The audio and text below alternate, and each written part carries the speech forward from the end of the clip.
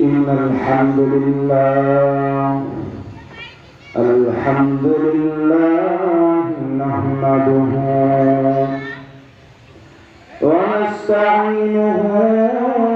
ونستغفره ونعوذ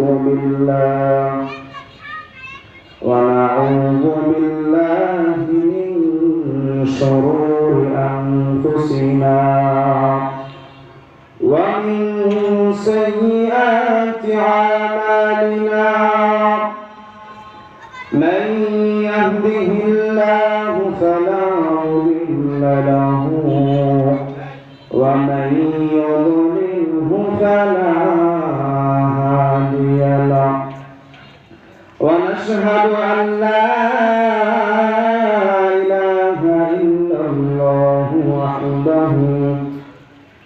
لا شريك له ونشهد أن سيدنا وسندنا وحبيب طبيبنا وقلوبنا ومولانا محمدا عبده ورسوله الذي أرسله بالحق بشيرا ونذيرا وداعيا إلى الله بإذنه وسراجا وقمرا منيرا أما بعد فأعوذ بالله من الشيطان الرجيم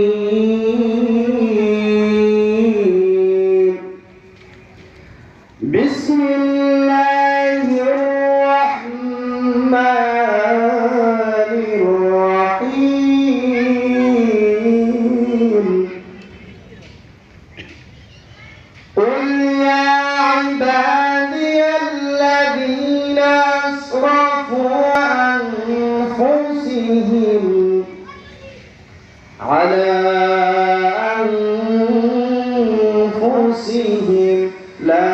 تقنطوا من رحمة الله صدق الله المولانا العظيم وصدق رسولك النبي الكريم ونحن على ذلك من الشاهدين والشاكرين والحمد لله رب العالمين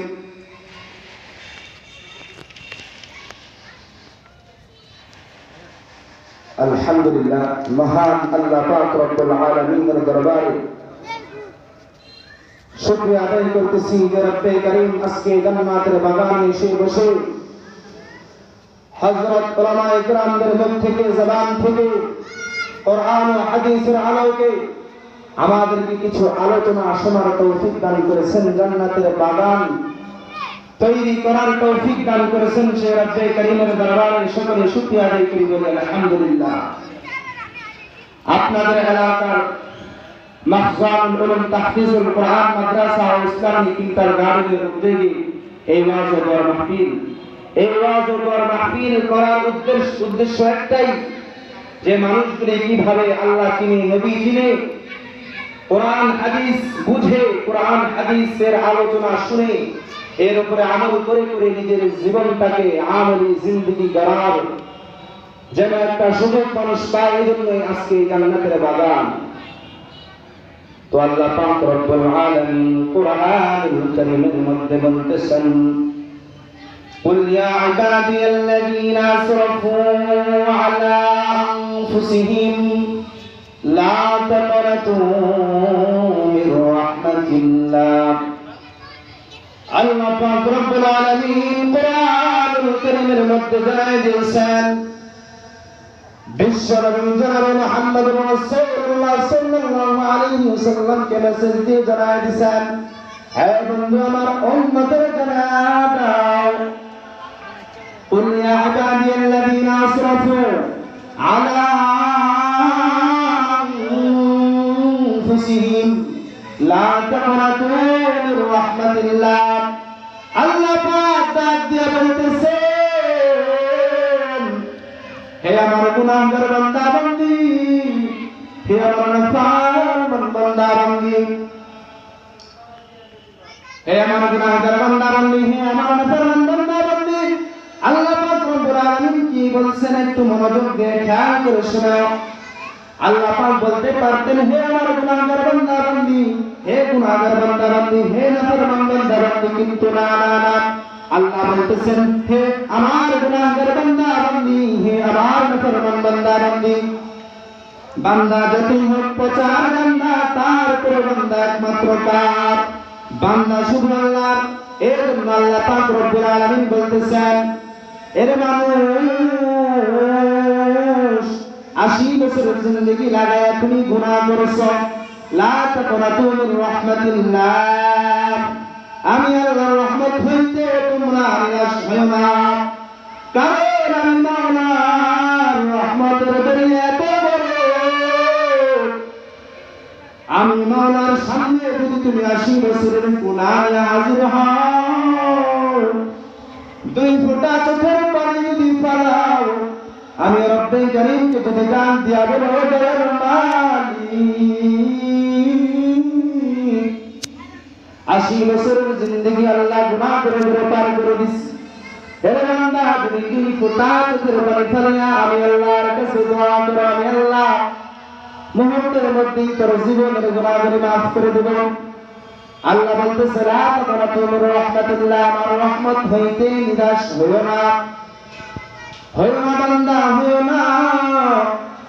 আমি আল্লাহর রহমত হইতে নিরাশ হইও না 80 বছর গুনাহ করেছো সারাটা জীবন গুনাহ করে পার করে দিছো আমি মাওলার কাছে 2 হাত উঠাইয়া চোখের পানি ফেলায়া কান্না করলাম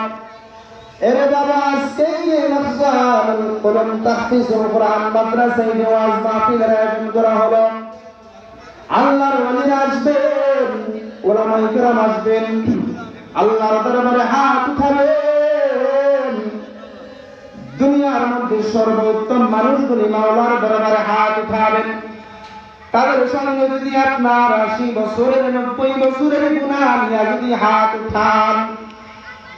যদি 2 ফোঁটা চোখের পানি ফেলান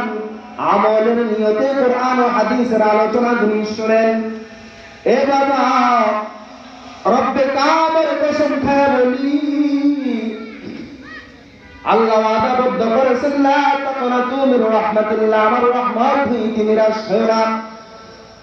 আল্লাহর কসম যদি আজকে মাহফিলে আসিয়া বসিয়া 80 বছরের গুনাহ নিয়ে তুমি মাওলার দরবারে হাত উঠাও এই আলেম দ্বীনের সাথে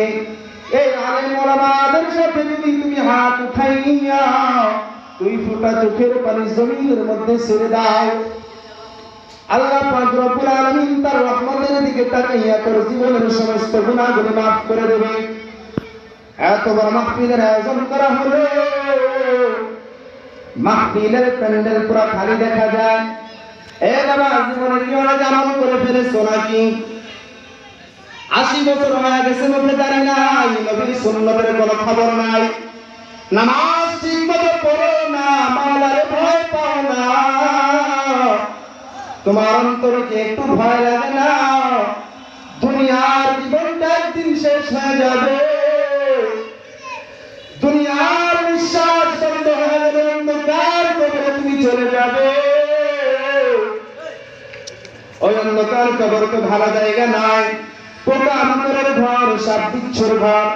ওই কবরে যেতে হলে নিজের জীবনটাকে এনে আমল দ্বারা ভরপুর করতে হবে যে আমল আজকে এই মাহফিলের ভিতরে হযরত উলামায়ে কেরাম বয়ান করবেন মাওলার দরবারে হাত উঠাবেন তাদের হাতের সঙ্গে আপনার গুনাহ জর্জরিত গুনাহ জর্জরিত হাত উঠাইয়া আল্লাহর কাছে 2 ফোঁটা চোখের পানি ফেলাইয়া মাওলার কাছে মহাব্বতের কণ্ঠে, মায়ের কণ্ঠে অন্তরটাকে নরম করে 2 ফোঁটা চোখের পানি ফেলাইয়া আল্লাহর কাছে দোয়া করবেন বাবা। আল্লাহ যদি চায় তার রহমতের দিকে তাকাইয়া আপনার গুনাহগুলো মাফ করে দিবে। আজকের নসিহত, আজকের বয়ান শুনিয়া যদি নামাজ শিখতে পারেন, দাঁড়িয়ে রাখতে পারেন, নবীর সুন্নতে লেবাস পড়তে পারেন, আল্লাহর হুকুমগুলি যদি ঠিকমতো আদায় করতে পারে, আল্লাহর কসম খায়া বলি, আল্লাহর কসম খায়া বলি, আজকে থেকে নিয়ে মৃত্যুর আগ পর্যন্ত নেক আমল দ্বারা ভরপুর করতে পারো। আল্লাহর কসম, এইরকম আল্লাহর কোরআন হাদিসের আলোচনা শুনে যদি তুমি চলতে পারো, আল্লাহ পাক রব্বুল আলামিন মৃত্যুর পরে তোমার কবরটাকে জান্নাতের বাগান বানায় দিবেন। আজকের মাহফিলে বাবারা আসবেন, বসবেন, কোরআন ও হাদিসের আলোচনা শুনবেন, নিজের আমল, নিজের জীবনে এই কথাগুলিকে আমলের মধ্যে পরিণত করবেন, আমল হিসেবে পরিণত করবেন, আমল করবেন মৃত্যুর আগ পর্যন্ত। হযরত উলামায়ে কেরাম কোরআন ও হাদিসের আলোকে আলোচনা করবেন, নবীর সুন্নাত শিখাবেন, আল্লাহর আইন কানুনগুলি জানায় দিবেন। এর মধ্যে যদি আলোচনা করতে পারেন,